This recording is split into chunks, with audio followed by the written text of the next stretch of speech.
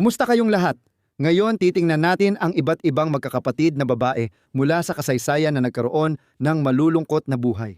Mula sa kapabayaan at pagsasamantala hanggang sa sakit at pagpatay. Ang mga magkakapatid na babaeng ito ay nagkaroon ng mga buhay na ayaw mo ring iparanas sa iyong pinakamalupit na kaaway.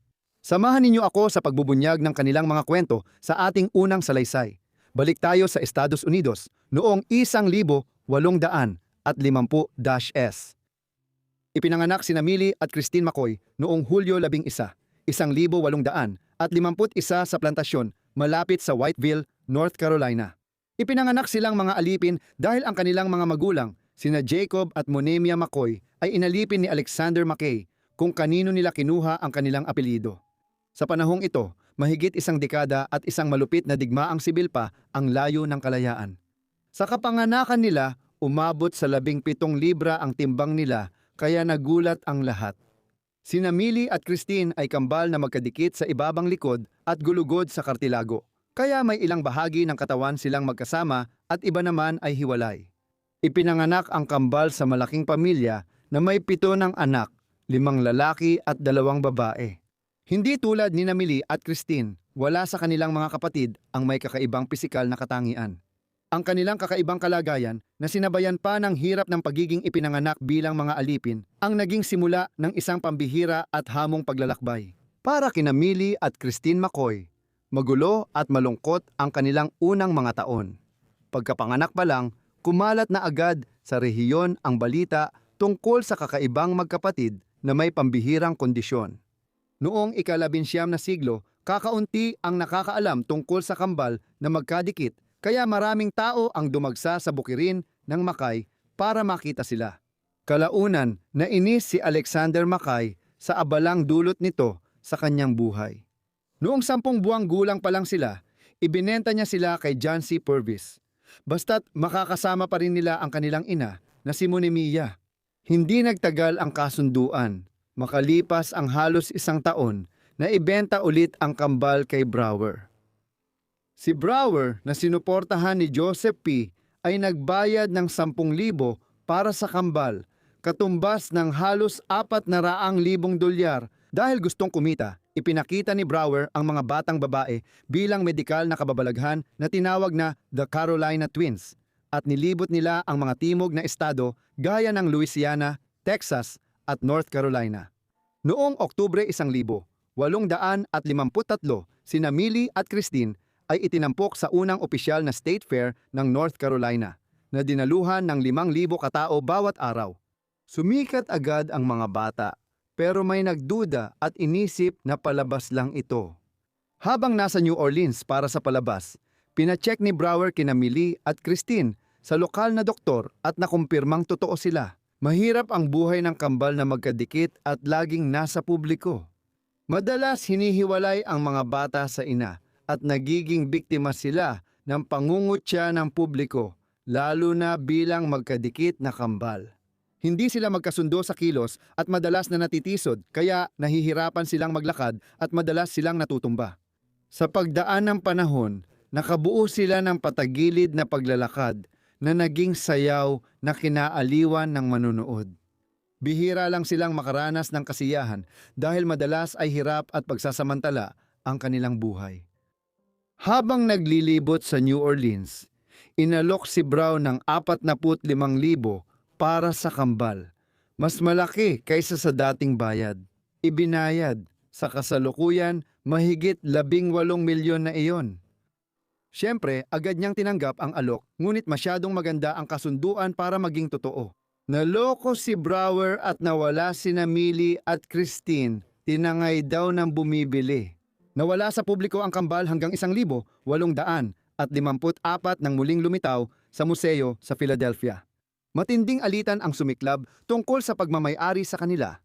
Inangkin ni Brower, Joseph P. Smith at Alexander Mackay ang kambal na nagsisisi sa pagbenta ng mga ito sa murang halaga. Samantala, lumaban si Monemia para mabawi ang pangangalaga sa kanyang mga anak na babae. Sa huli, naiwan si Brower na walang pera at nawala sa eksena. Si Smith ang naging legal na may-ari ng kambal at gumastos ng malaki para mabawi sila kabilang ang pag-hire ng pribadong investigador para hanapin sina Millie at Christine. Samantala, dinala ng mga dumukot ang kambal pahilaga at inilagay sila sa palabas sa American Museum ni Phineas Taylor Barnum sa Manhattan. Sumunod lumitaw ang kambal sa Canada bago dinala sa Liverpool, England. Sa puntong ito, halos buong kabataan ni Millie at Christine ay malayo sa tahanan at pamilya. Noong 1857, matapos ang 3 taon ng matinding paghahanap, natuntun din ng pribadong investigador sila sa England. Naglakbay sina Monemia at Joseph P. Smith patungong Liverpool para tuluyan silang bawiin. Sa Birmingham, nagkita muli ang kambal na 5 taon at kalahati na kasama ang kanilang ina. Masaya ngunit malungkot ang sandaling iyon. Si Millie at Christine ay ginugol ang halos buong buhay nila sa mga dumukot, pinagsamantalahan para sa palabas na pinagkakakitaan. Kahit nailigtas na sila, hindi naman talaga nagbago ang kanilang buhay. Agad silang pinabalik sa trabaho at muling ipinakita sa publiko. Ngayon sa United Kingdom at Amerika, ipinagpatuloy ang buhay bilang palabas para sa aliw ng iba. Ganito ang naging takbo ng buhay ni Millie at Christine habang sila ay lumalaki. May isip mo kung ano kaya ang kanilang naramdaman tungkol sa kanilang kalagayan sa mga panahong iyon. Nagbago ang lahat noong 1860 nang mahalal si Abraham Lincoln bilang Pangulo ng Estados Unidos. Ilang linggo matapos, humiwalay ang South Carolina sa Union, kasunod ang iba pang timog na estado tulad ng North Carolina. Tinubuo ang bayan ni Millie at Christine. Noong unang bahagi ng 1861, nagulo ang bansa at nagsimula ang digmaang sibil sa Amerika. Noon, naninirahan muli ang mga bata sa North Carolina at hinahati ang oras sa tahanan ng mga Smith. Panahong kasama ang sariling magulang at paglalakbay sa timog na estado. Napigil ng digmaang sibil ang galaw ng kambal, ngunit nagbigay daan ito para sa kanilang edukasyon kahit sila'y hawak ng mga alipin. Maayos ang trato ng mga Smith kina Millie at Christine. Nilabag pa ng asawa ni Joseph ang batas sa pagtuturo ng pagbasa at pagsulat sa mga bata, isang matapang na hakbang noon. Natutong magsalita ng ilang wika at sumailalim sa propesyonal na pagsasanay sa pagkanta sina Millie at Christine na naging daan sa kanilang karera. Pumanaw si Joseph Smith noong panahon ng digmaan na nag-iwan ng ari-arian na kinabibilangan ng mahigit 30 alipin. Kahit namatay na siya, nanatiling alipin sina Millie at Christine sa pamilyang Smith. Nang matapos ang digmaang sibil, nakamit nila ang kalayaan. Ang kambal, kasama ang kanilang mga magulang, mga kapatid, at napakarami pang iba sa timog, ay pinalaya ng tuluyang ipagbawal ang pagkaalipin sa Estados Unidos matapos ang digmaan. Pagdating sa kabataan, nakapaglibot sina Millie at Christine na mas malaya kaysa dati.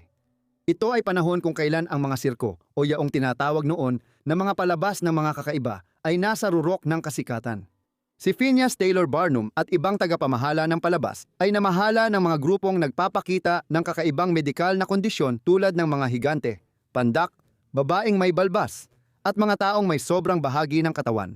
Noong wala pang telebisyon at radyo, mas nangingibabaw ang kuryosidad kaysa simpatiya sa mga may ganitong kalagayan. Kaya dagsa ang tao sa sirko at perya kapag dumadating ang mga ito sa kanilang lugar. Si Millie at Christine ay nagtanghal sa iba't ibang panig ng bansa at naging patok sa mga palabas na ito. Sa panahong iyon, malawak ang pagkahumaling ng mga tao sa mga kambal na magkadikit. Tinatawag silang kambal na Siamese, mula sa sikat na kambal na magkadikit na sina Chang at Mbunker na ipinanganak sa Siam, Thailand ngayon. Minsan, ipinapakita ni Millie at Christine na magkadikit sila nang hindi nilalabag ang kanilang kahinhinan. Pinapawi ang kuryosidad ng publiko habang nananatiling disente. Habang naglilibot, minsan konektado sila kay Barnum Shoals o sa ibang tagapamahala. Mas bihasa at komportable na rin sila sa kanilang gawain. Noong huling bahagi ng 1860s, nagsulat sila ng alaala gamit ang kasabihang ayon sa itinakda ng Diyos. Sumang-ayon kami na nagpapakita ng pagtanggap at determinasyong pagandahin ang kanilang kakaibang medikal na kalagayan. Hindi nagtagal, bumalik sila sa Europa At tulad ng maraming sikat na tagapagtanghal sa sirko noong panahong iyon, nakipagkita kay Reyna Victoria. Tampok sa kanilang pagtatanghal ang duet ng magkapatid. Sabay silang kumakanta o nagpapalitan. Si Christina sa taludtod at si Millie sa koro o baliktad. Marami sa mga kantang ito ay ilalathala kalaunan sa isang mahabang polyeto na naglalarawan ng kanilang buhay at karera. Maraming paglalarawan tungkol kina Millie at Christina noon, ngunit hindi na ginagamit ngayon ang wikang ginamit noon. Isang akda, pinamagatang isang biographical na paglalarawan ni Millie Christina. Ang Carolina Twins, kilala rin bilang dalawang ulong Nightingale at ikawalong himala ng mundo, ay tumutukoy sa kambal bilang isang nilalang at minsan bilang isang babae. Parang hindi nila alam na magkaibang tao ang kambal na magkadikit. Isa pang hindi kanais-nais na patalastas tungkol sa pagdating ng mga babae sa Liverpool noong 1871 ay itinuring silang kargamento na dumarating sa isang barko na sinabing may dumating na kargamento na sa mga salita ni Ginoong Toole ay maaaring tawaging kakaiba sa lahat. Nagpatuloy ang ulat. Narito ang dalagang may isang katawan, ngunit dalawang magkaibang isipan mula sa magkahiwalay na ulo. Lahat ng matatalinong lalaking nakakita sa kanya sa Washington Hotel kamakailan ay makakapagpatunay sa kahanga-hangang talino niya. Ang kakayahan ng dalawang ulo na makipag-usap ng sabay sa dalawang magkaibang tao tungkol sa magkaibang paksa ay sapat ng patunay nito.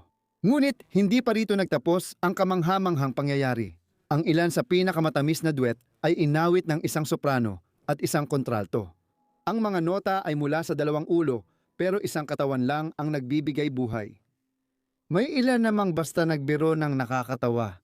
Biniro ng Cincinnati Enquirer na magiging magandang hurado ang dalawang ulong babae dahil kaya niyang tingnan ang magkabilang panig ng kaso ng sabay. Bagamat mapanukso ang mga komentong ito, binigyang diin nila ang kasikatan na narating nila. Naging palabas lang ba ang buhay nila o nagawa ba nilang gawing pambihira ang kanilang kasikatan? Maituturing sina Millie at Christine na biktima ng mundong ginawang palabas sila at bahagi ito ng kanilang realidad. Kasabay nito, ang mga performer na tulad nila na nagtrabaho kay Barnum at sa ibang sirko noon ay masaganang ginantimpalaan. Kung magagamit nila ng tama ang kasikatan, pwede silang kumita ng malaki at magretiro ng maayos. Si Christina ay nakagawa ng tinatayang $25,000 bawat taon sa pagtatrabaho sa County Fair Circuit noon sa Amerika. Nagbukas ng posibilidad ng mas malaking kita ang mas malalaking palabas sa lungsod o biyahe sa Europa. Malaking halaga ito noong 1870 lalo na sa krisis pinansyal sa United States o mahabang depresyon ng 1873-1879. Dahil sa kanilang kakayahang kumita at sa pagbagsak ng merkado, tinalikuran nila ang kahinaang naglarawan sa kanilang buhay at ginawa ang lahat ng makakaya sa sitwasyon. Noong 1870s, binili nila ang plantasyon ng Makay, kung saan sila ipinanganak at ibinigay ito sa kanilang ama.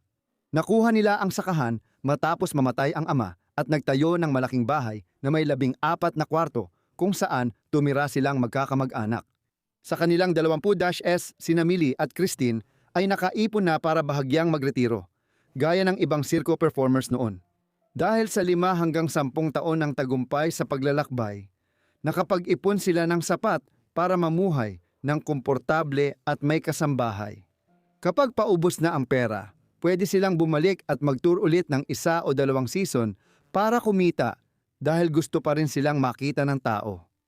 Noong 1871, naglakbay ang kambal sa Europa at binisita ang Britanya, Pransya, Belgium, Netherlands, Alemanya, Italia, Austria, Hungary at Rusya.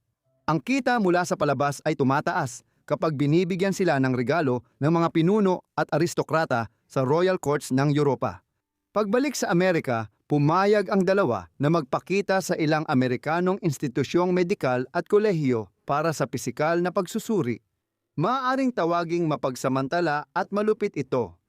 Gayunpaman, tandaan na kulang ang kaalaman noon tungkol sa penomeno ng magkakambal na magkadikit, kaya sabik ang mga doktor na maintindihan ito. Nagretiro sina Millie at Christine noong dekada 1880. Nasa kanilang 30 na na sila at namuhay ng tahimik sa bukirin kung saan sila ipinanganak sa North Carolina. Ayon sa pag-aaral, palihim na tumulong ang kambal sa komunidad. Pinunduhan nila ang paaralan para sa mga itim na babae at sinuportahan ang ilang kolehiyo sa Carolinas, kadalasan ng hindi nagpapakilala. Mas mahaba ang buhay nila kaysa sa karamihan ng kambal na magkadikit na madalas nagkakaproblema sa kalusugan dahil sa pagbabahagi ng mga vital na bahagi ng katawan. Umabot ng mahigit 60 taong gulang sina Millie at Christine. At nang sila ay namatay, hindi ito dahil sa mga komplikasyon na may kaugnayan sa pagiging magkadikit nila, kundi dahil sa isa sa mga pangunahing sanhi ng kamatayan noong panahon na iyon, ang tuberculosis. Ito ang dahilan ng pagkamatay ni Millie noong Oktubre 8, 1912 sa edad 61. Ayon sa ulat, si Christine ay namatay makalipas ang 12 oras sa malungkot na wakas. Inilibing sila sa isang sementeryo sa Thwaitville, kung saan sila ipinanganak mahigit 60 taon na ang nakalipas. Sa kanilang lapida nakasulat, kaluluwa na may 2 isip, 2 pusong iisa ang tibok. Iniwan ng kambal ang kanilang malaking ari-arian sa mga natitirang miyembro ng kanilang pamilya. Muling naging paksa sa talambuhay sina Millie at Christine na muling nagbalik sa alaala ang dati nilang nakalimutang kwento. Tatawid tayo sa Canada, kung saan isang bihirang pangyayari ang nagdala sa 5 magkakapatid na babae sa mundo. Ipinanganak ang Dion quintuplets sa Callander, Ontario, Canada noong Mayo 28, 1934. Pinangalanan ng mga magulang nilang sina Oliva Edward Dion at Else Dion ang 5 na Annette, Cecile, Emily, Marie at Yvonne Else. Kakaiba ang pagbubuntis ni Dion. Kung 5 sanggol ang dinadala ng ina, nakikita ito agad sa ultrasound sa ilang bahagi ng pagbubuntis.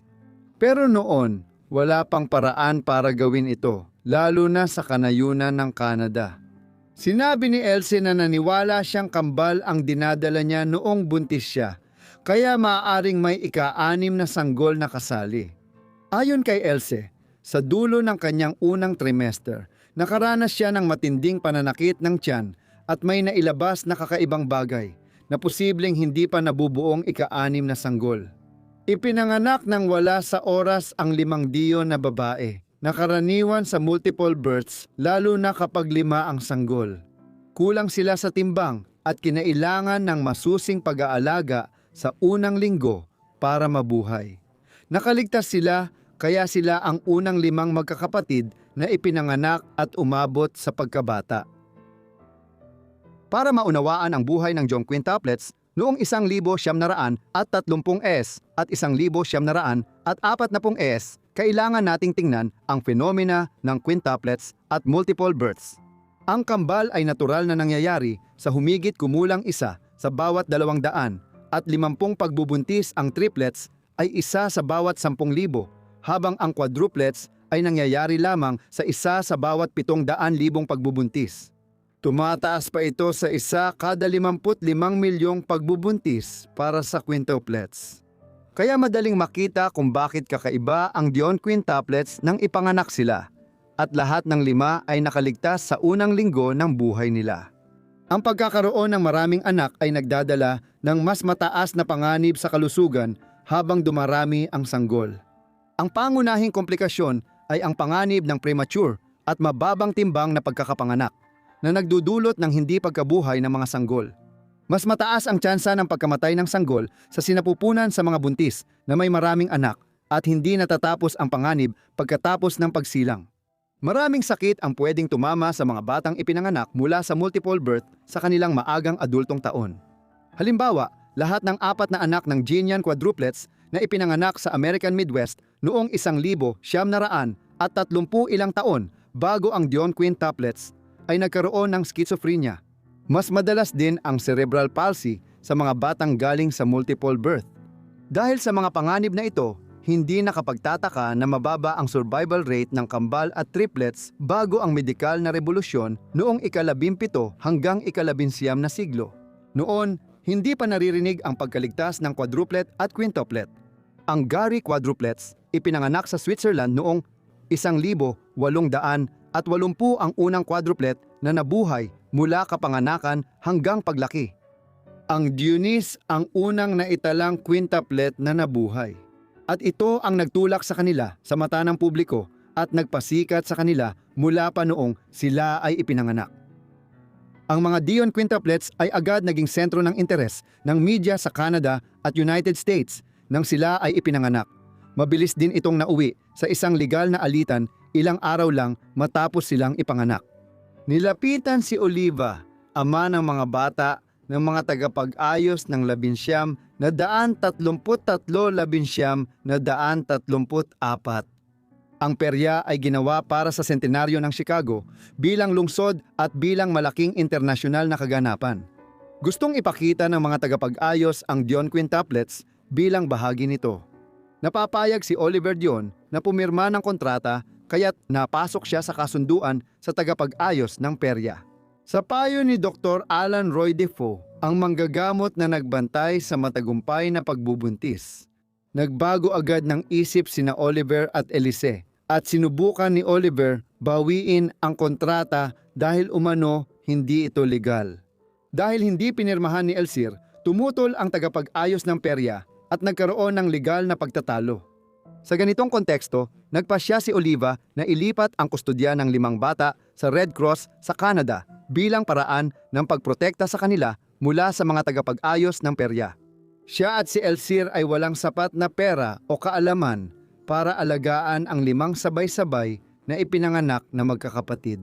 Kahit may kasunduan, ipinadala pa rin ang mga bata sa Chicago at sandaling ipinakita. Dahil dito, ipinasa ng pamahalaan ng Canada ang Dion Quintuplets Act na ginawang ward ng estado ang 5 bata. Nabigyan ng pwesto si Oliver Dion sa lupon kasama sina Dr. Defoe at Canadian Minister of Welfare David Crowe. Hindi niya ginamit ang boto niya sa lupon, kaya naging alaga ng estado ang mga bata noong 1936. Ipinahayag ng pamahalaan ng Canada na inihiwalay ang Dion quintuplets sa pamilya para matiyak ang kanilang maayos na pagpapalaki. Hindi angkop na sina Oliva at Elsie Dion na may limitadong kakayahan at nasa kakaibang sitwasyon sa kasaysayan ang gumawa noon. Gayunpaman, mula pa sa simula, naging labis na mapagsamantala ang ugali ng pamahalaan ng Canada at ng taong inatasang mag-alaga sa 5 bata. Isang ospital na tinawag na Dafoe Hospital, ipinangalan kay Dr. Dafoe, ang itinayo para doon sila lumaki. May bakod na tinik ito at parang theme park na ngayon. Dito nakatira ang mga bata, kasama ang maraming staff at libu-libong bisitang pumupunta araw-araw para makita sila. Noong binuksan ang ospital para sa mga pagbisita noong 1936 nagsiksikan ang mga tao sa harap ng gate para makita agad ang Dion quintuplets. Ginawa ito sa pamamagitan ng isang viewing room kung saan inilagay ang mga bata sa likod ng salamin para obserbahan. Sa loob ng 7 taon, tinatayang 3 milyon ang pumunta para makita ang mga Dionys, umaabot sa 6,000 kada araw. Naging isang napakalaking pagkakakitaan ito para sa gobyerno ng Canada. Pinagbabayad ang mga tao para makapasok sa ospital at bilang resulta, ang tinaguriang Quintland ay nakalikom ng mahigit 50 milyong dolyar mula sa mga bayad sa pagpasok. Noong kasagsagan, Niagara Falls at Field of Gettysburg lang ang mas binibisita kaysa Quintland bilang tourist site sa North America. Dito naganap ang pinakamahalagang labanan ng American Civil War noong 1863. Bukod dito, malaking benepisyo ang nakuha ng mga individual tulad ni Dr. Dafoe na ginamit ang kanyang posisyon para sumikat bilang isa sa kilalang doktor sa mundo. Sumulat siya ng mga librong nagpopromote ng produktong medikal at pagkain gaya ng Colgate, Quaker, Alts at Lysol. At madalas siyang lumalabas sa radyo at sa lumalaking medium ng telebisyon. Kalaunan, lumitaw ang mga alalahanin sa lantad na pagsasamantala sa mga bata. Si Oliver Dion ay pursigidong makuha ang paglaya ng kanyang mga anak, ngunit hindi ito dapat ituring na ganap na mabuti. Ang mga magulang ng mga bata ay kasing kayang pagsamantalahan ang kanilang mga anak para sa pera tulad ng ginawa ng gobyerno ng Canada at ni Dr. Dafoe. Hindi pwedeng balewalain ang hinihingi ni na Oliva at Elsa Dion. Matapos ang kampanya ng presyo noong early 1940s na ibalik ang kustodya ng mga bata sa magulang nila noong 1942. Isang malaking trust fund ang itinatag para sa mga quintuplets nang kunin ng pamahalaan ng Canada ang kustodya sa kanila. Noong 1930s ito ay lumaki ng husto dahil sa mga royalty mula sa Queensland at iba pang mga aktibidad, lalo na ang paglabas ng mga bata sa ilang pelikula mula 1936 hanggang 1938. Gamit ang trust fund, nagtayo ng 20 kwartong mansyon para sa pamilya Dion at lumipat sila dito noong 1943. Naging mahirap ang buhay pamilya sa tinawag nilang Big House. Ang mga kambal na 5 ay may ilan pang mga kapatid. Kasama dito ang 5 anak na ipinanganak mula 1,000, 926, 933 at 3 batang lalaki na ipinanganak mula 1,000, 936, 946. Dahil halos 10 taon nang magkahiwalay ang kambal na 5 sa pamilya, nagkaroon ng agwat sa kanila at iba pang dayonis. Bukod pa rito, tulad ng matutuklasan ng mga babae sa mga susunod na taon, ang natitirang bahagi ng pamilya ay namumuhay ng marangya gamit ang pera mula sa trust fund ng mga babae. May mga paratang na si Oliva Dion, ang kanilang ama, ay sexual na inabuso sila noong kalagitnaan ng 1940s hanggang unang bahagi ng 1950s. Umalis ang 5 magkakapatid na babae sa kanilang tahanan pagkabata nang sila ay mag-18 taong gulang. Sinisi nila ang kanilang mga magulang sa karamihan ng mga nangyari noong kanilang kabataan. Malaki ang kasalanan ng mahigpit na pamahalaan ng Canada at pagsasamantala sa magkakapatid na 5 babae. Hindi na nakagugulat na naging limitado ang ugnayan ng 5 magkakapatid kina Oliva at Elsa Dion pagkatapos noon. Pagkalaya nila sa magulang, naging 4 na lang sila mula 5. Nagdesisyon si Emily na magmadre pagtanda niya. Ngunit sa unang buwan niya bilang postulante sa kumbento sa Saint-Agathe-de-Mont, Quebec, siya ay madalas na nagkasakit, karamihan dahil sa kumbulsyon. Noong Agosto 6, 1954, isa dito ay naging matindi, kaya siya ay nasuffocate at namatay. 20 taon lang siya nang pumanaw. Si Marie lang din sa 5 magkakapatid ang namatay ng bata pa. Noong Pebrero 27, 1970, 35 taong gulang ang reyna nang siya ay pumanaw sa Montreal dahil sa dugo sa utak.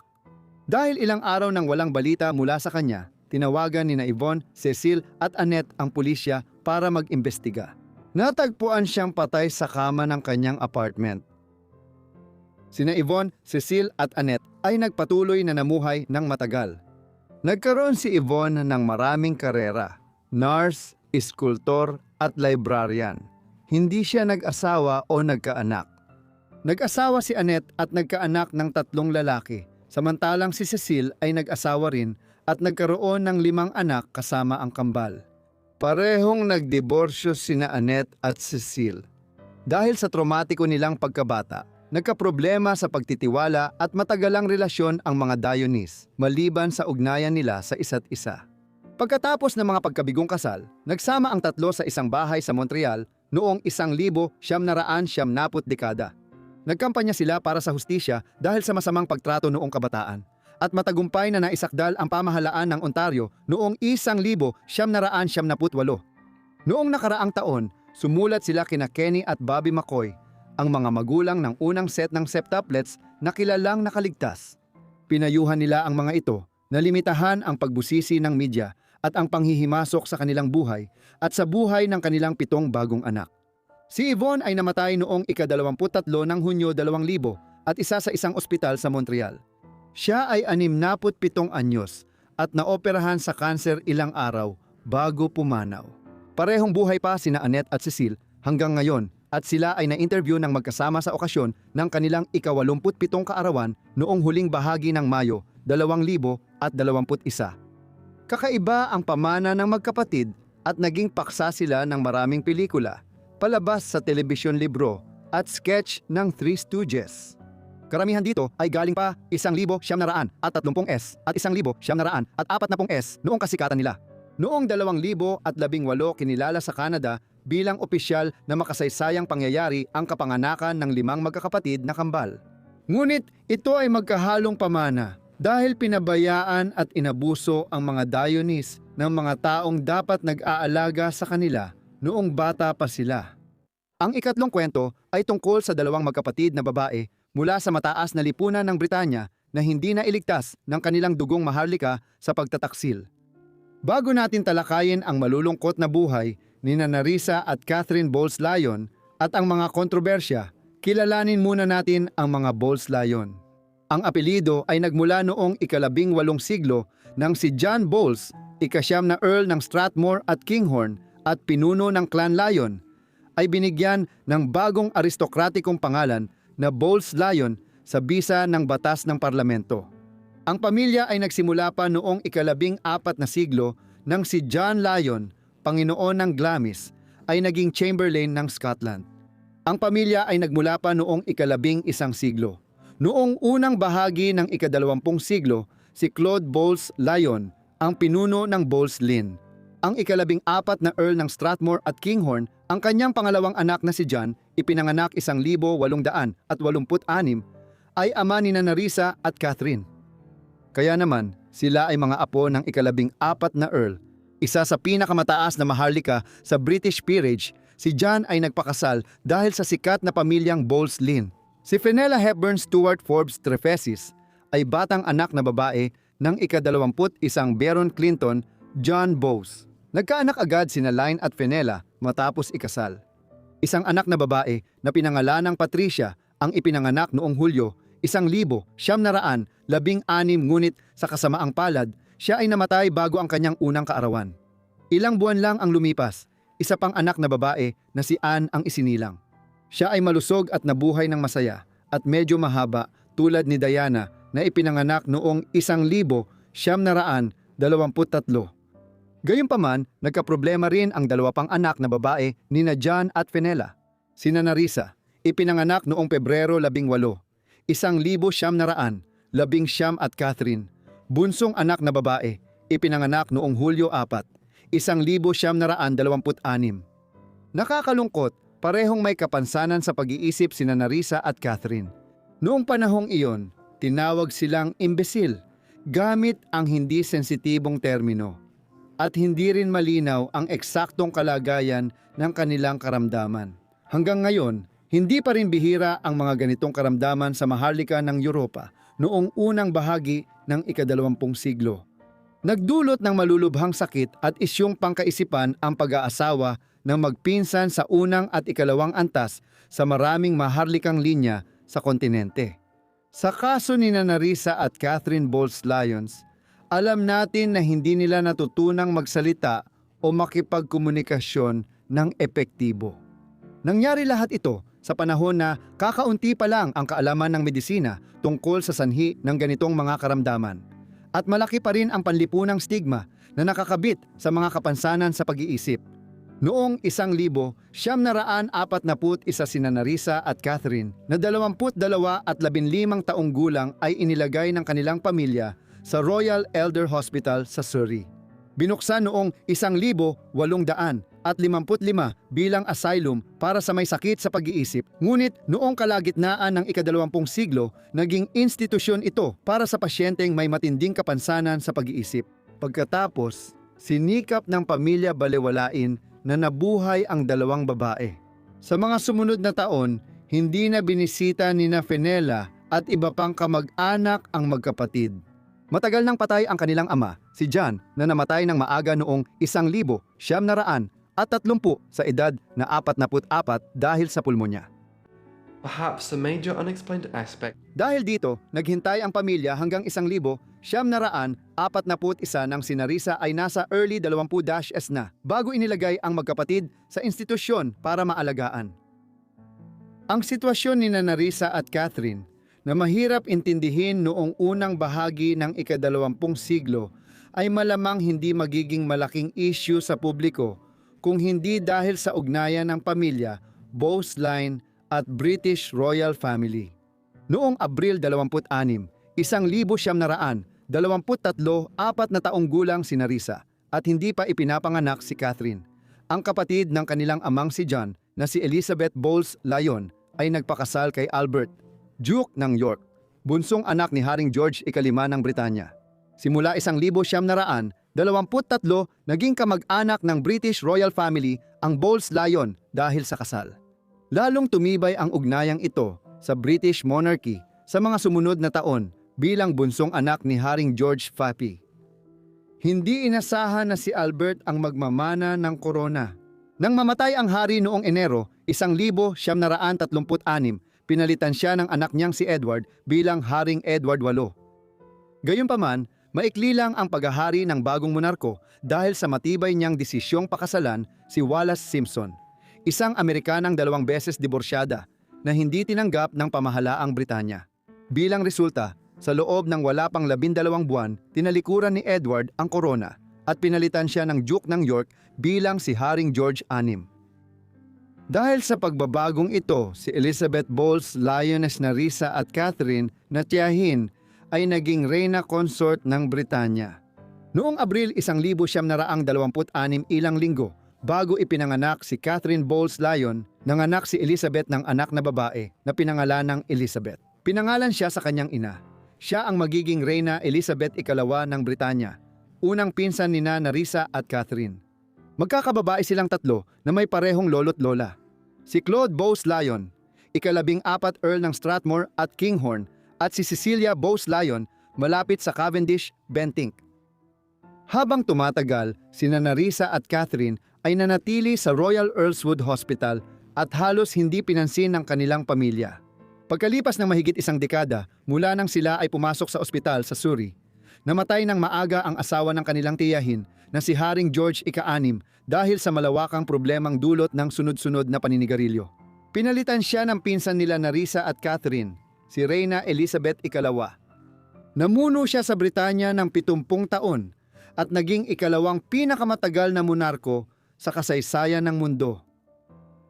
Maraming kontrobersya tungkol kina Narisa at Catherine ang nakatuon sa 1963 na edisyon ng Burke's Peerage. Ang Burke's Peerage ay taunang talaan ng talaang kanan na naglalaman ng detalye ng lahat ng miyembro ng British at Irish Peerage. Kasama dito ang mga ninuno at kasalukuyang miyembro ng mga pamilyang ito, pati ang pinalawak na pamilyang Maharlika, mga Duke, Earl, Baronet, Baron at iba pang pamilyang may titulo at lupa. Inilathala ito noong 1826 ng Irish genealogist na si Juan Burke noong ang Ireland ay pinamumunuan pa ng Britanya hanggang ika-20 siglo. Taon-taon inilalathala ang peerage at pinapadalhan ng porma ang mga Briton at Irish na Maharlika para i-update ang tala ng kanilang lahi. Noong 1963 si Fenella, ina ni Narisa at Catherine Bowles Lynn, ay pinunan ang porma ng pamilya sa isang kontrobersyal na paraan. Sinabi niyang namatay si Narisa noong 1940 at si Catherine noong 1961.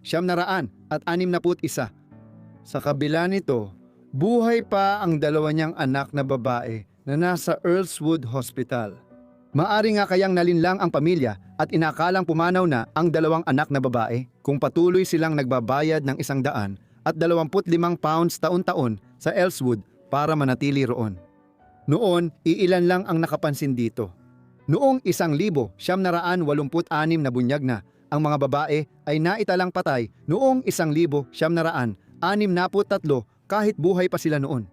Bilang pagsubok na ipaliwanag ito, sinabi ng pamangkin ni Fenella na ang kanyang tiyahin na namatay sa pagitan ng mga panahong iyon ay isang malabong tao at karaniwan na raw sa kanya ang ganitong mga bagay. Upang punan ang isang form tulad ng para sa Burke's Peerage, nang mali, gayunpaman, hindi ito sapat na paliwanag. Nagbigay si Banila ng mga tiyak na petsa kung kailan umano namatay ang 2 niyang anak na babae. At malinaw na sinusubukan niyang pagtakpan ang katotohanan na inilagay ng pamilya ang mga bata sa Earlswood at pagkatapos ay nagkunwaring parang hindi sila umiiral. Si Narisa at Catherine ay nanirahan sa Earlswood sa loob ng mga dekada. Sa huli, namatay si Narisa doon noong 1983 86 sa edad na 46-45 taon matapos siyang unang ilagay sa ospital. Walang dumalo mula sa kanilang pinalawak na pamilya sa kanyang libing, kahit marami sa kanilang direktang kamag-anak ay pumanaw na. Tanging staff ng ospital lang ang nandoon bilang nagluksa. Nagpatuloy si Catherine sa Earlswood hanggang isinara ang ospital noong 1977. Bago ito isinara, si Catherine at ilang pinsan na may parehong genetic na sakit ay inilipat mula Earlswood papuntang Ketwin House, isang care home malapit sa Surrey. Nang nagsara ito noong 2000 at isa inilipat muli si Catherine. Pumanaw siya noong Pebrero 2000 at 14 malapit sa ika-70 taon matapos ang mahigit 70 taon sa mga care home. Hindi natutong makipag-usap sa iba sina Catherine at Narisa dahil sa tindi ng kanilang kapansanan. Nagkaroon ng kontrobersya noong 1986 dahil sa kwento ni Narisa at Catherine matapos mamatay si Narisa. Inilathala ng The Sun sa Britanya ang kwento ng mga unang pinsan ng Reyna na itinago at parang itinakwil ng kanilang pamilya. Lumala ang kontrobersya nang matuklasan sa investigasyon na si Fenella, ang kanilang ina, ay nagsabing matagal na siyang patay kahit hindi totoo. Narito ang ebidensya na hindi lang dinala ng Bowles Lyons sa ospital ang dalawang anak nila, kundi tila pinabayaan pa pagkatapos. Nagkunwari pa silang patay na ang magkapatid na babae. Lalong lumala ang sitwasyon nang lumabas pa ang mga detalye tungkol sa pagkamatay ni Narisa at ang katotohanang wala ni isang miyembro ng pamilya ang dumalo sa kanyang libing. Nakakagulat, natuklasan na ang kanyang libingan sa Redstone Cemetery ay walang marka maliban sa isang plastic na tag at serial number. Naayos ito ng asikasuhin ng dalawang pamangkin na babae at isang lalaki ni Narisa ang paglalagay ng lapida sa kanyang libingan. Sa huling bahagi ng 1980, nalaman na ng publiko ang karamihan sa mga detalye, ngunit ilang ulit pa rin itong napag-usapan mula noon. Noong 2011, naglabas ang Channel 4 ng dokumentaryong Ang Nakatagong Mga Pinsan ng Reyna. Nagkaroon ito ng pananaw na ang magkapatid ay pinabayaan at hindi pinakitunguhan ng maayos ng kanilang pamilya, habang ang mas malawak na pamilya, Bowles Lynn, ay namuhay ng may dangal at karangyaan. Pinaniniwalaan din na labis itong ikinagalit ni Reyna Elizabeth II na direktang sangkot sa pamagat. Ngunit halos walang kaalam-alam si Reyna Elizabeth II sa nangyari kina Narisa at Catherine, at tiyak na hindi siya sangkot sa anumang paraan sa desisyon na ilagay ang magkapatid sa Earlswood noong 1941. Kamakailan, itinampok ang kwento ni Narisa at Catherine sa sikat na The Crown ng Netflix, mahalagang bahagi ng episode 7 ng season 4, pinamagatang The Hereditary Principle. Sa pagbabalik ng kanilang kwento, tinalakay ng Harper's Bazaar at Esquire ang Bowles Lyon, magkapatid muli. Sa huli, ang kontrobersya tungkol sa magkapatid ay tumutukoy sa malamig na pag-uugali ng pamilya Bowles Lyon.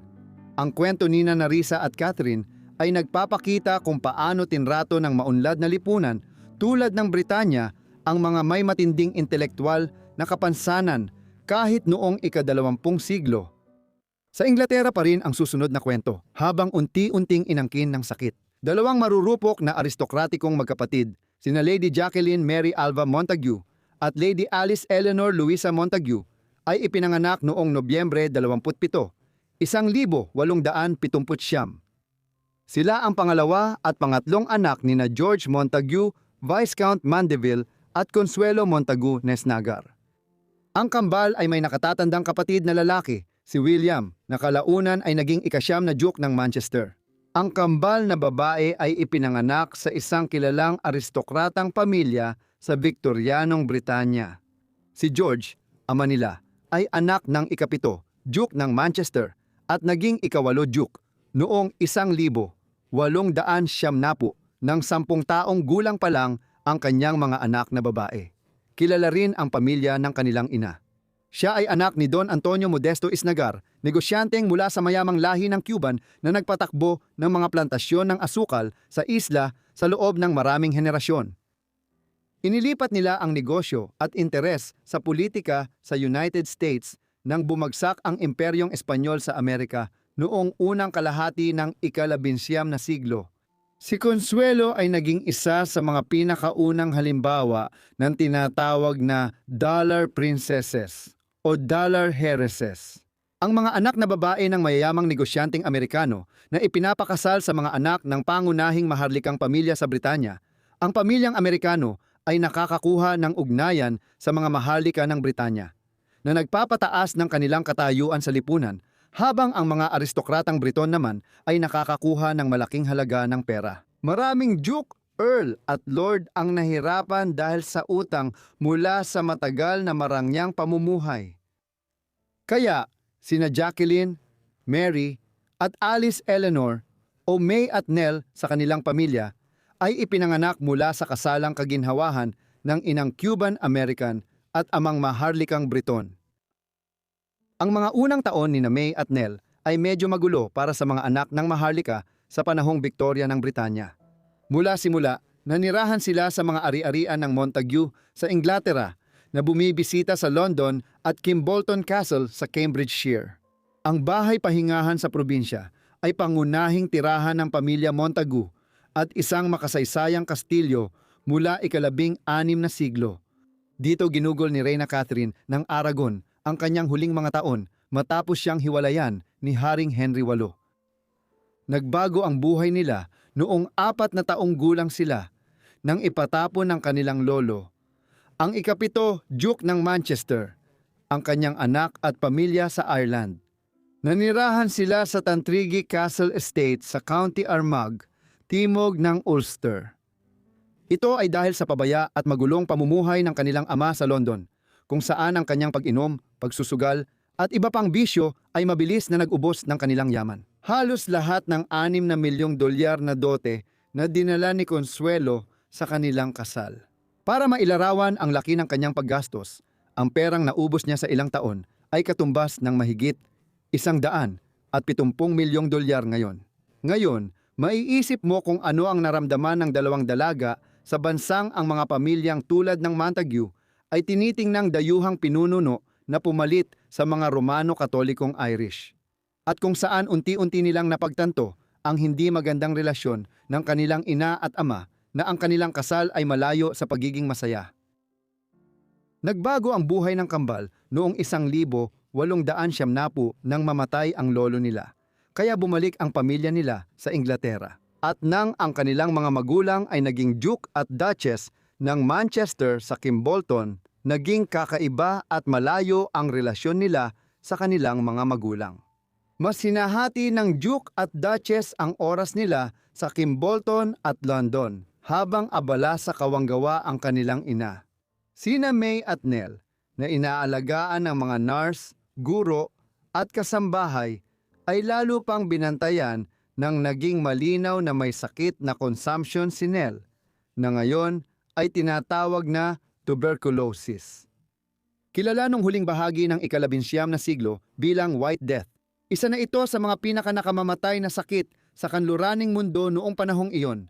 Unti-unting lumitaw mula ika-17 siglo pataas at pumalit sa bulutong bilang kanser ng panahong iyon. Ang sakit ay respiratory disease na unang umaapekto sa baga bago bumagsak ang respiratory system at magdulot ng panghihina ng kalamnan at katawan. Tinawag itong consumption dahil parang unti-unting kinakain ang katawan. Noong naging malinaw na si Nell ay nagdurusa mula rito, halos 25% ng lahat ng napaagang pagkamatay sa mga bansa tulad ng Britanya ay dulot ng tuberculosis. Ang sakit na ito ay dulot ng bakterya at naipapasa sa tao sa pamamagitan ng hangin. Kapag umuubo, dumudura, nagsasalita, o bumabahin ang may aktibong tuberculosis sa baga, pinaniniwalaang nakuha ito ni May mula sa kanyang kapatid kahit hindi siya opisyal na na-diagnose. Maaaring naranasan ni Nell at May ang matagal na ubo na may dugo, lagnat, pagpapawis sa gabi at pagbagsak ng timbang. Maaari ring maapektuhan ng tuberculosis ang iba pang mga organo at maaari itong magdulot ng iba't ibang sintomas. Ipinagdiwang ng kambal ang kanilang ika-15 kaarawan noong Nobyembre 1874.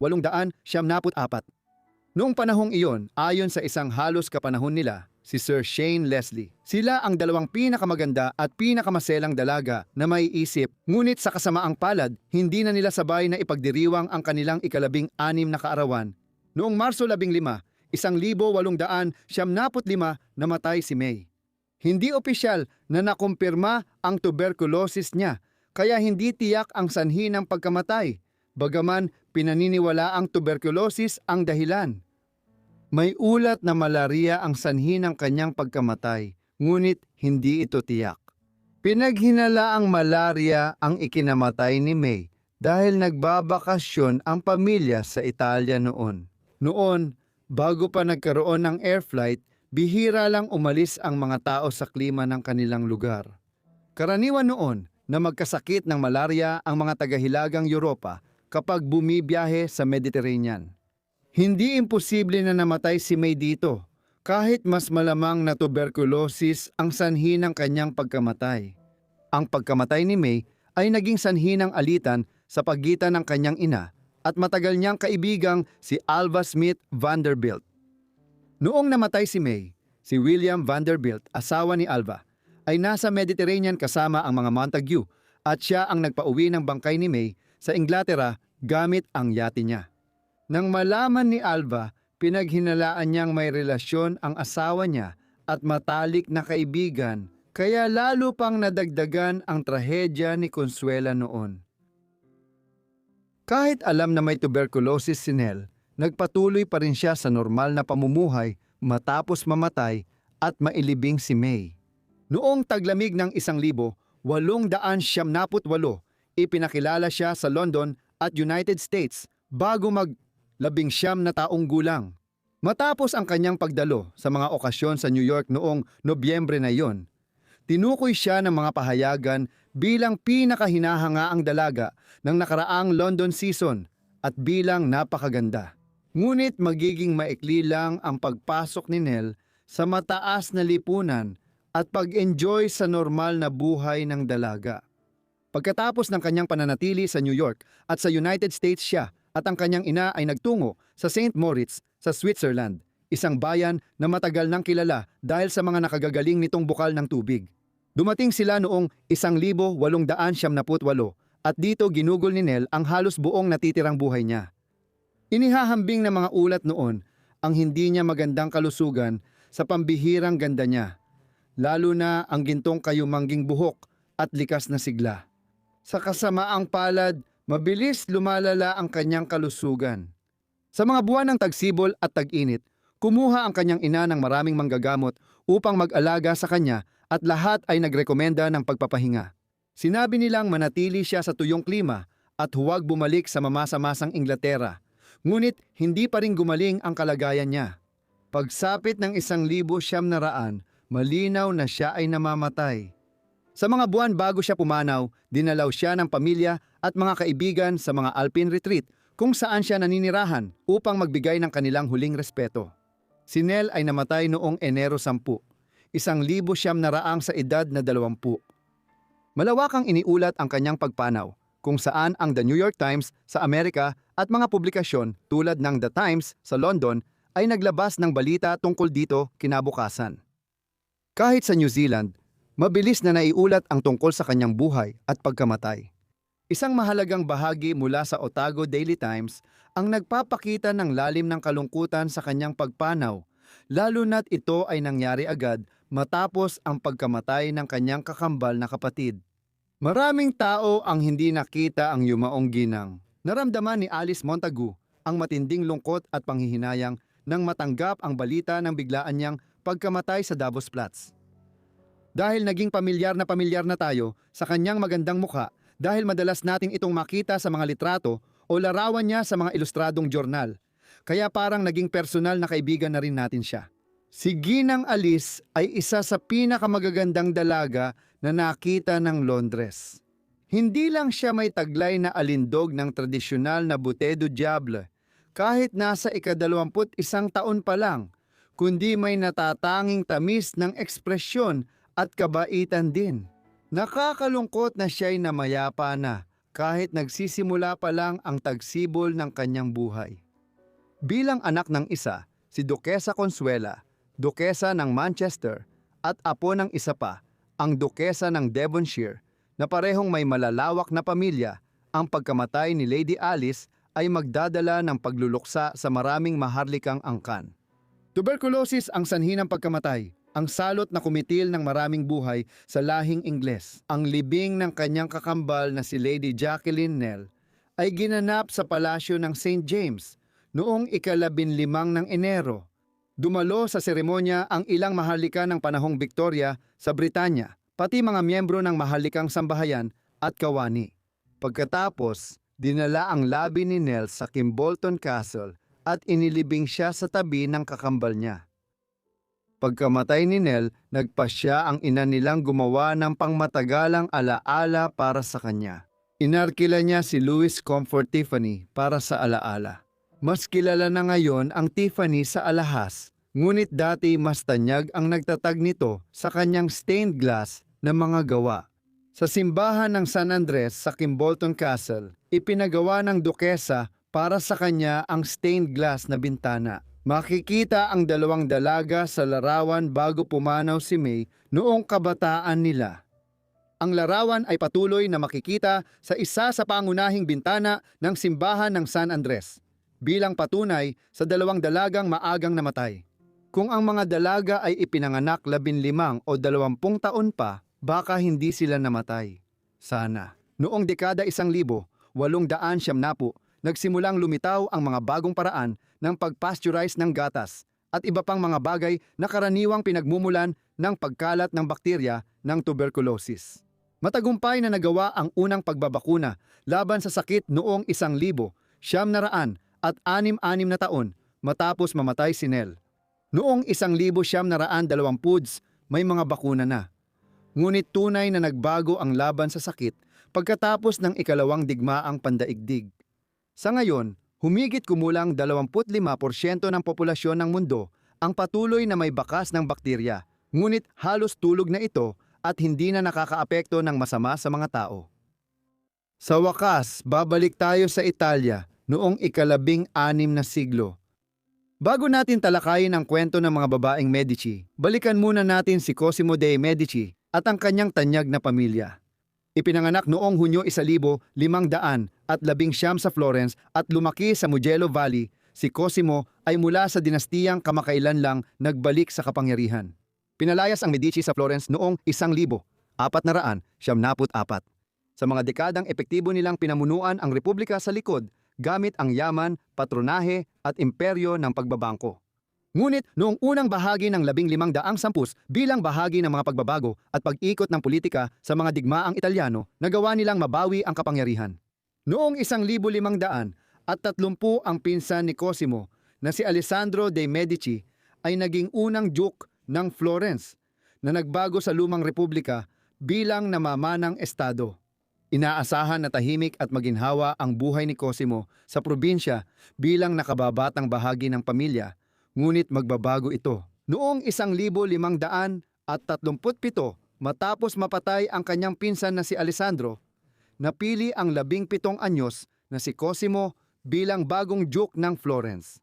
Pinatunayan ni Cosimo ang lakas niya bilang pinuno at noong 1569 ay naging Grand Duke ng Tuscany na nagtaas sa Medici. Mula sa mayayamang mamamayan hanggang sa mga soberano ng Europa, asawa niya si Eleonora ng Toledo.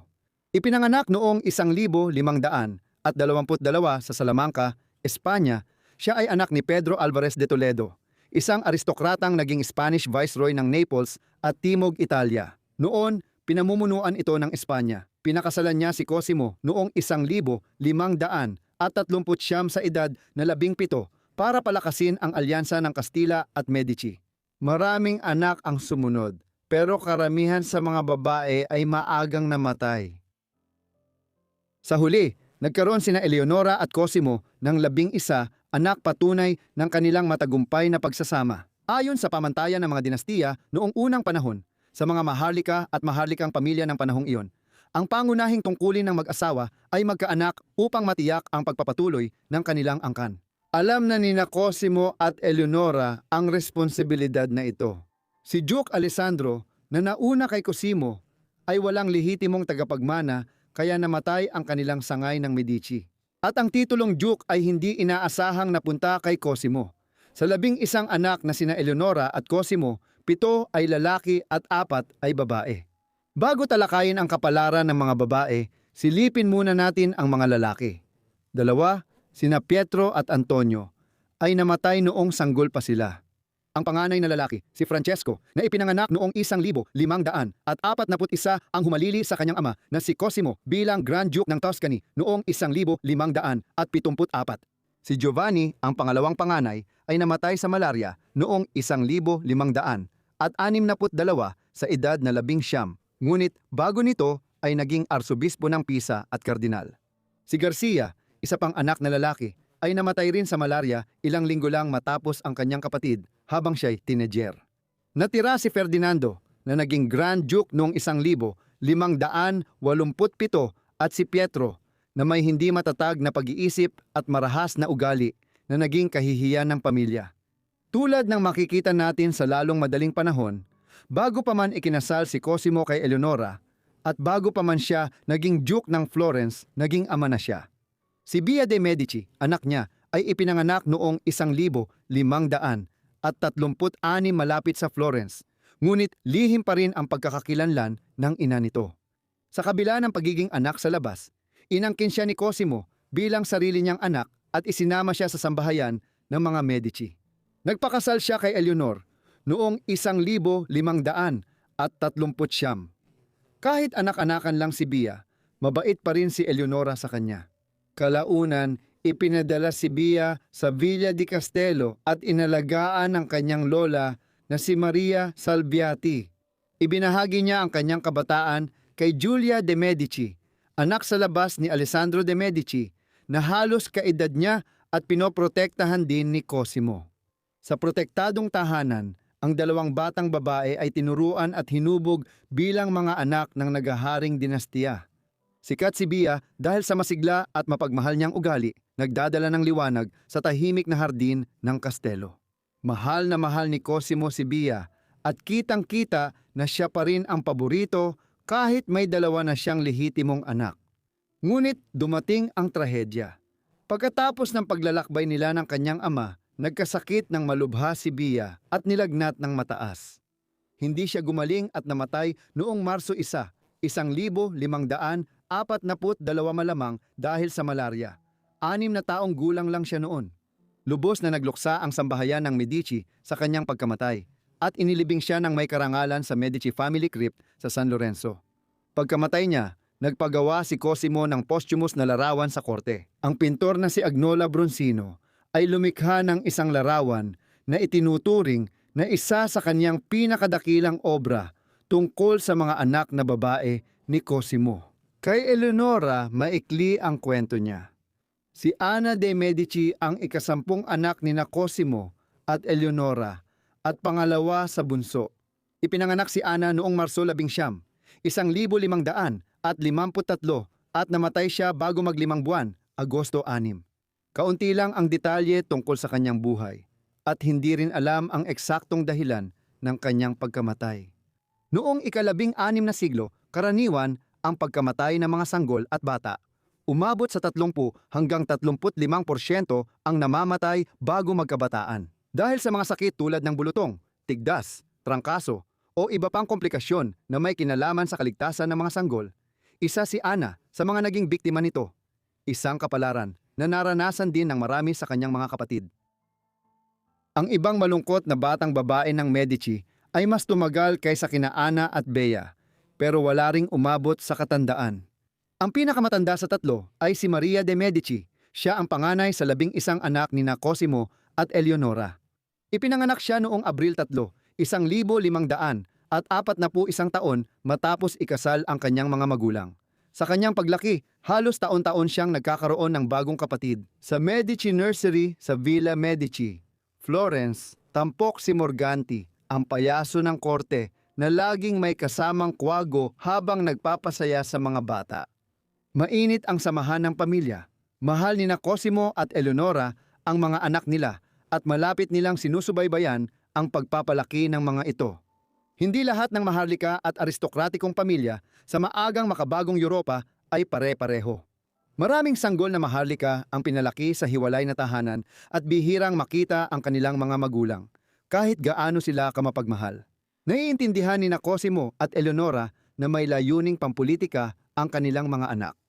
Mahalaga ang alyansa sa Italia na sangkot sa tunggalian ng Espanya at Pransya para mapalawak ng Medici ang impluensya nila lampas Florence, ayon sa layunin nilang magtatag ng mga alyansang pangdinastiya. Ipinagawa ang mga larawan ni Maria noong siya'y 5 taong gulang, panahong wala pang fotografiya. Ginamit ang mga pagpipinta para ipakilala siya sa malalayong korte. Isang larawan niya ang ipinadala sa Paris para sa pinsan niyang si Catherine de Medici, asawa ni Henry Ikalawa, magiging hari ng Pransya. Ipinapakita ng kilos na kahit 5 taong gulang pa lang si Maria, iniisip na siyang ipakasal sa isang kilalang Pranses. Makaraan ang 1 taon, ibang kasal ang itinuloy. Doon, lumitaw si Maria bilang isa sa pinakamatalino sa anak ng Medici. Napansin ng mga manunulat sa korte ang kanyang talino at binanggit na tinuturuan niya ang mga kapatid ng matematika at iba pang asignatura. Nang maging dalaga si Maria, naayos ni Cosimo ang kasunduan sa kasal kay Erco Ikalawa d'Este Duco ng Ferrara, Modena at Reggio na sinigurong magkakasundo siya sa anak at tagapagmana nitong si Alfonso. Ngunit bago ang kasal, nagkasakit si Maria, posibleng dahil sa malaria, at namatay noong Nobyembre 19, 1557 sa edad na 17. Agad kumalat ang mga tsismis ng iskandalo sa Florencia. Ayon sa kwento, labis na nagalit si Cosimo nang malaman ang lihim na relasyon ni Maria sa isang batang maharlika at sinaksak niya ito upang mapanatili ang dangal ng pamilya. Nakagugulat ang kwento noon, pero malamang tsismis lang ito sa korte dahil kilala si Cosimo sa pagmamahal sa kanyang mga anak. Ang malungkot na pagpanaw ni Maria noong huling bahagi ng 1557 ay hindi nangangahulugan na hindi natuloy ang kasunduan sa kasal sa pagitan ng pamilya Medici at pamilya Este. Bagamat nagbago lamang ang magiging asawa ni Batang Alfonso, napagpasyahan na ngayon na ang kanyang mapapangasawa ay ang nakababatang kapatid ni Maria. Si Lucrecia ay ipinanganak noong Pebrero 14, 1545 sa Florencia bilang ikalimang anak ni Cosimo at Eleonora at ikatlong pinakamatandang anak na babae nila. Huling tatalakayin si Isabela, ang ikalawang pinakamatandang anak na babae, dahil siya ang may pinakakilalang buhay at pinakamatagal na buhay. Lumaki si Lucrecia kasama ang mga kapatid niya sa korte ng Dea Medici sa Florencia at tinuruan tulad nila. Naputol ang kanyang pagkabata nang pumanaw ang kapatid niyang si Maria noong 1557.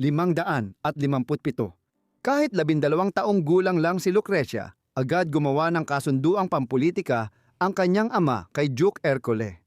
Papalitan na lamang niya si Maria at si Alfonso, ang kanyang mapapangasawa. Kung susuriin ngayon, nakakagulat ito, pero hindi ito ang unang beses na ipinagkasundo si Lucrecia.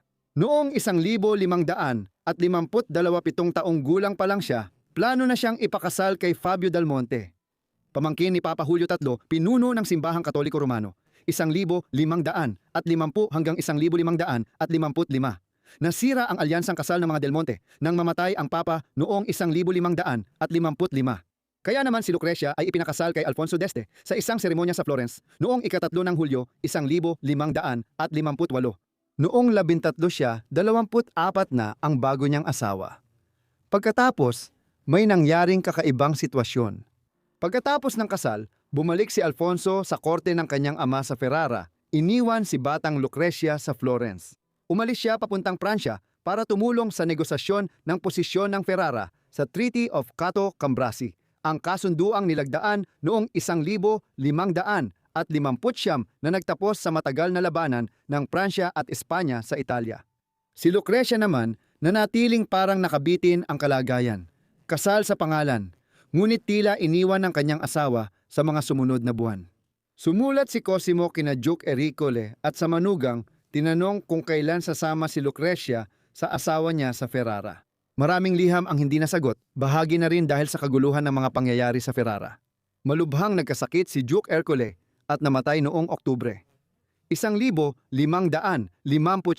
kaya si Alfonso ang naging Duke Alfonso Ikalawa. Ipinatawag si Lucrecia at noong huling bahagi ng taglagas ng 1,550 sa edad na 14, dumating siya sa lungsod bilang bagong dukesa ng Ferrara, Modena at Reggio. Di naglaon, ipininta ni Bronzino ang isang kilalang mannerist na larawan niya. Sa painting ni Bronzino, halos di natural ang kaputian ni Lucrecia. Isang uso noon sa maharlikang kababaihan sa unang makabagong Europa. Baka senyales din ito ng kanyang mahinang kalusugan dahil may sakit na siya noon. Noong 1,560 pagdating sa Ferrara, sinubukan niyang gampanan ang tungkulin sa publiko ngunit lumala ang kalagayan niya. Pagsapit ng 1,561, pinahirapan siya ng paulit-ulit na lagnat at kadalasan ay nakakulong lang siya sa kanyang silid. Nagpadala si Cosimo ng sarili niyang mga doktor upang gamutin siya, ngunit wala ring nakapagpabagal sa kanyang paghina. Pag-atake ng lagnat, pagdurugo ng ilong, malalang ubo, at pagbagsak ng timbang, kumalat ang bulong ng lason sa korte ng Este. Itinatanggi ng modernong historiador ang mga kwento. Ebidensya ay tumutukoy sa pulmonary tuberculosis. Noong ika-21 ng Abril 1,561 sa edad na 16 namatay si Lucrecia sa Ferrara. Inilibing siya sa mausoleum ng Este family. Nang pumanaw si Lucrecia noong 1,561 si Isabela na lang ang natitirang buhay sa mga anak ni Cosimo at matagal na rin siyang kasal. Ipinanganak noong ika-31 ng Agosto 1,542 ang kasal ni Isabela kay Paula Giordano Orsini na magiging Duke ng Bracciano ay naayos na noong 1,553 noong siya ay 11 pa lamang. Ang Orsini ay isa sa pinakamatandang aristokratikong pamilya sa Roma. Inaangkin nilang nagmula sila sa panahon ng Imperyong Romano at kay Julius Caesar. Ilang miyembro ng pamilya ang naging papa at nagkaroon ng malaking impluensya sa Roma at gitnang Italia. Isa na namang pampulitikang kasal para sa Medici ang pagpapakasal ni Isabela kay Paola Giordano noong 1,558. Mula simula, kakaiba na ang kasal ni Isabela.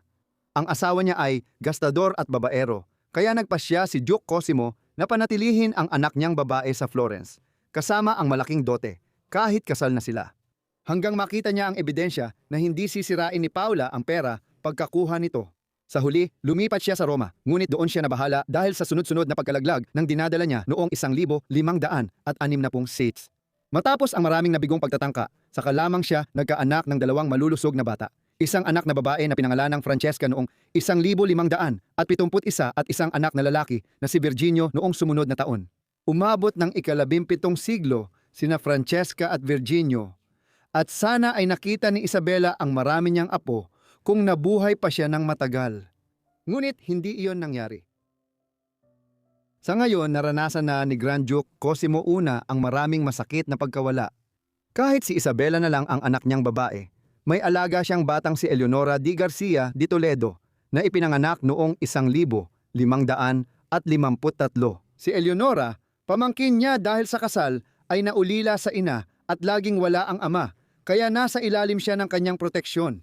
Inampun siya ng kanyang tiyahin, si Eleonora ng Toledo, asawa ni Cosimo, at pinalaki siya sa Medici Court na parang sariling anak. Noong 1,562, nagbalik ang trahedya.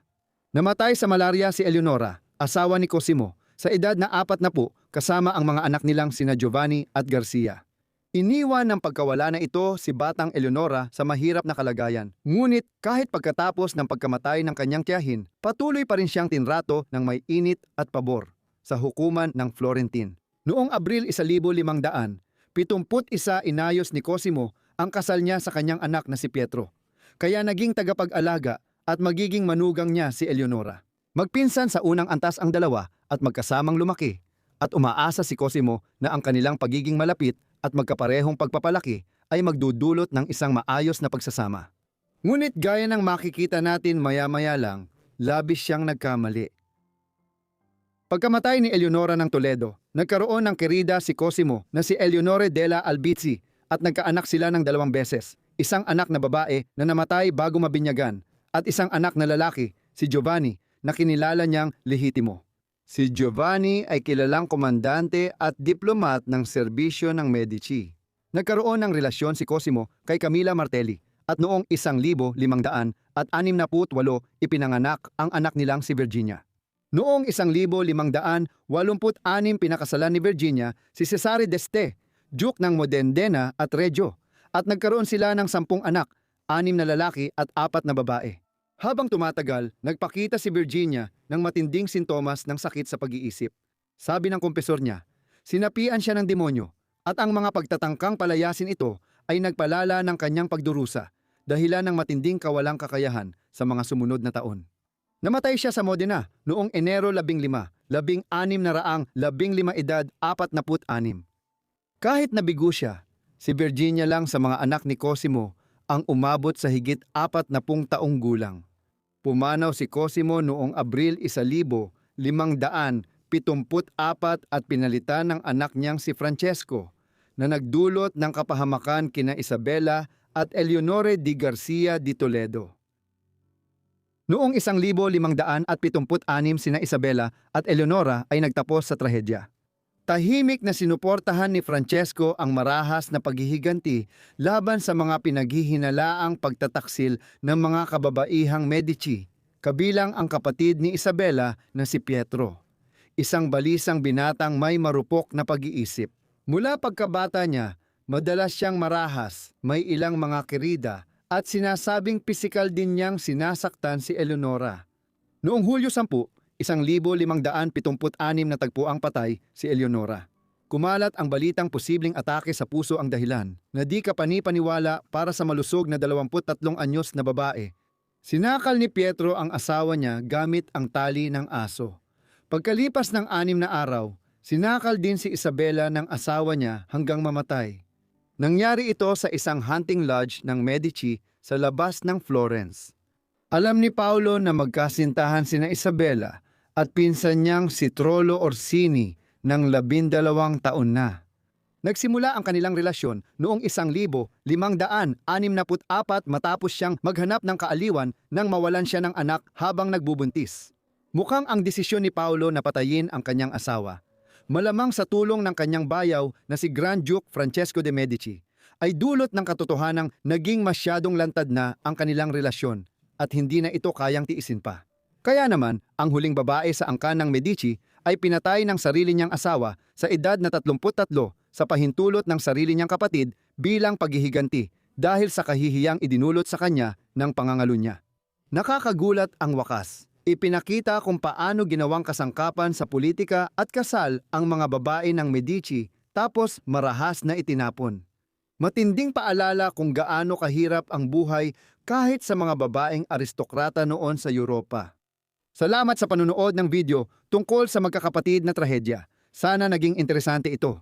Ipaalam ninyo sa akin ang inyong opinyon tungkol sa kanilang mga buhay sa comments sa ibaba. At kung gusto ninyo pa ng mas mahahabang video, sabihin ninyo rin sa comments sa ibaba. Sana ay nagkaroon kayo ng isang napakagandang Pasko kasama ang inyong mga pamilya. Sa anumang kaso, sana ay nakasubscribe na kayo at naka-on ang notifications para ma-receive ninyo agad ang lahat ng aking mga video kapag nag-upload ako. Hanggang dito muna, magkita tayo sa susunod na Forgotten Lives. Salamat!